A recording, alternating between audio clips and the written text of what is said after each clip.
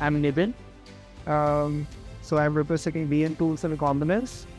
Regarding BN Tools and Components, we started in 2012 and we are involved in new product development services, mainly plastic products. We are in the tool and die industry and also mass production of plastic injection molding process. And we are serving in different sectors: automotive, packaging, electronics, aerospace, based on our and other custom parts as per the customer requirement.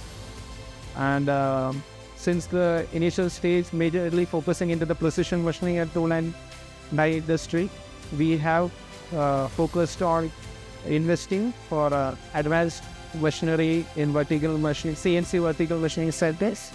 And we have been part of STM's family for a long time now. Currently, we are having 3 STM machines, and they are having a very good performance for our precision jobs. And always in future, we will be considering STM machines for whatever further business development and all those things. Thank you.